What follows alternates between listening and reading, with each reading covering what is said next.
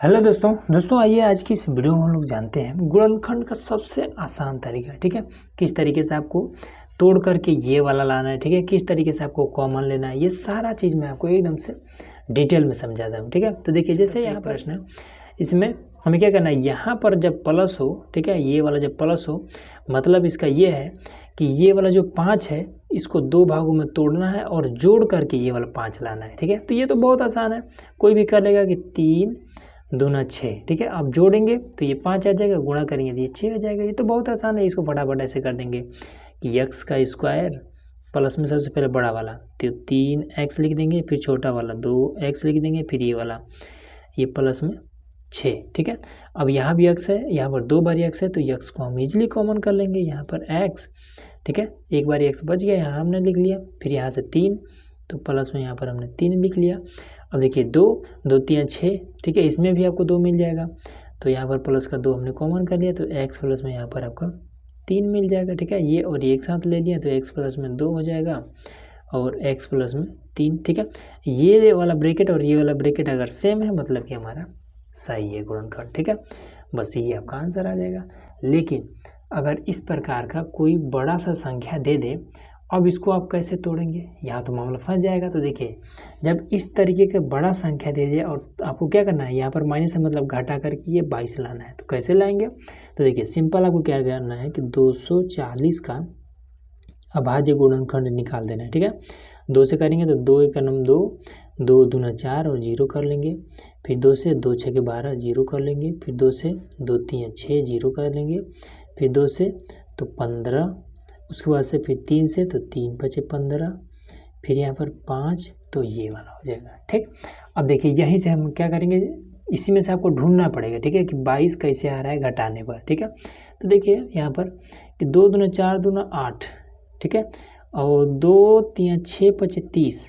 अगर हम 30 में से इस 8 को घटाएंगे तो कितना आ जाएगा, 22 आ जाएगा, ये तो मिल गया। ठीक है, तो ये कितना हो रहा है, तो 2 3 6 5 30, ये हो जा रहा है 30 और गुणे में ये वाला कितना हो रहा है, तो 8, यहाँ पर हो जा रहा है 8। अब 8 तरीके 24 240 हो जाएगा अगर गुणा करेंगे तो। ठीक, और घटाएंगे तो 22 आ जाएगा, मतलब यही वाला हमारा है। इस तरीके से आपको ढूंढना पड़ेगा। ठीक है, ऐसे करके तो देखिए यहाँ पर लिख देंगे कि x का स्क्वायर प्लस लगा तो प्लस लगा देंगे बड़ा वाला, तो 30x कर लेंगे, फिर यहाँ वाला माइनस यहाँ लगा देंगे, फिर ये 8 उठाएंगे और लिख देंगे साथ में x। ठीक है, माइनस का अब 240 यहाँ लिख देंगे, यहाँ भी x है, यहाँ भी 2 बार x है तो एक ही x कॉमन हो जाएगा, तो यहाँ से एक ही x बच जाएगा, यहाँ से 30 बचेगा क्योंकि ये वाला x कॉमन में चला गया है। अब यहाँ से हम किस तरीके से कॉमन लेंगे। ठीक है, तो देखिए क्या 240 में यहाँ पर 8 है और इसमें भी 240 में 8 मिलेगा, तो यहाँ पर तो मिला है ना, 2 दूना 4 दूना 8 और यहाँ भी 8 है, तो हम 8 को कॉमन कर लेंगे। यहाँ पर माइनस है तो माइनस लगा लेंगे, तो 8 तो कॉमन में आ चुका है तो यक्स बचा है तो यक्स लिख लेंगे। ठीक है, और उसके बाद से अब 240 में फिर क्या बचेगा, अगर 8 हम कॉमन ले लेंगे तो 240 में क्या बचेगा, तो ये वाला तो आपका कॉमन में आ चुका है, तो बचा है कितना, 2 3 6 5 30। सिंपल यहाँ पर आप 30 लिख दीजिए। ठीक, ब्रैकेट से पहले माइनस है तो ये वाला जब ब्रैकेट का अंदर आएगा तो बदल जाएगा, ये प्लस में हो जाएगा। ठीक है, अब ये और ये एक साथ x माइनस का 8 और x प्लस का 30। ठीक है, दोनों सेम है मतलब हमारा आंसर सही है, यही आपका आंसर। इस तरीके से करना है। एक प्रश्न और लेते हैं जो कि सबसे बड़ा है, उसको देखिए।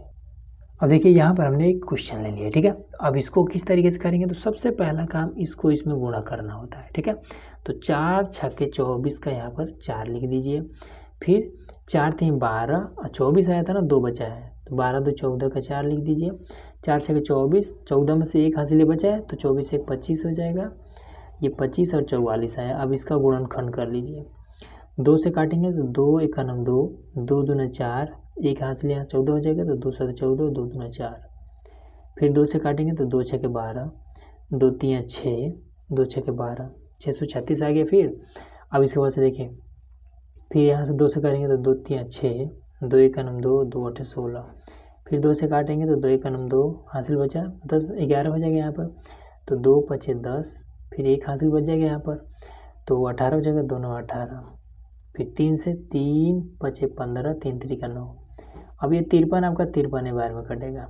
ठीक है, अब यहाँ पर देखिए तो ये 53 को सबसे पहले छोड़ दीजिए, तो 3 दूना 6 दूना 12 दूना 24 दूना 48, ये इतना आपका हो जा रहा है 48, ये आपका 53। तो देखिए 48 और 53, ठीक। अब इन दोनों को अगर हम गुणा करेंगे तो ये आ जाएगा 25 44, ठीक है। अब इन दोनों को अगर हम घटाते हैं तो ये 5 बच जाएगा, बस यही आपका आंसर आ जाएगा, ठीक है। तो आंसर नहीं, यही इसका हल आएगा, ठीक है, इसका तोड़ आ जाएगा। तो लिखेंगे ऐसे कि 4x का स्क्वायर प्लस में बड़ा वाला सबसे पहले 53 x, फिर ये माइनस 48x, फिर माइनस का 636, ठीक। अब यहाँ से देखिए, यहाँ तो 4 है लेकिन 53 में 4 कहाँ मिलेगा, नहीं मिलेगा।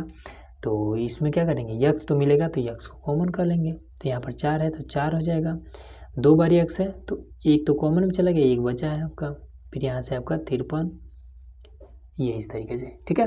अब बात आती है कि 48 और इसमें से कॉमन कैसे लेंगे। तो देखिए 48 को सिंपल ऐसे करिए, 48 का अभाज्य गुणनखंड करेंगे 2 से, तो 2 दूना 4 और 2 चौका 8, फिर 2 एक अंक 2, 2 दूना 4, फिर 2 छके 12, फिर 2 3 6, फिर 3 एक 3, ठीक है।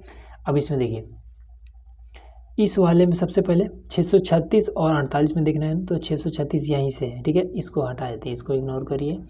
यहाँ से 636 वाले में तो देखिए 2 है, यहाँ भी 2 है, 2 है, यहाँ भी 2 है, इसमें 3 है, यहाँ भी 3 है, ठीक।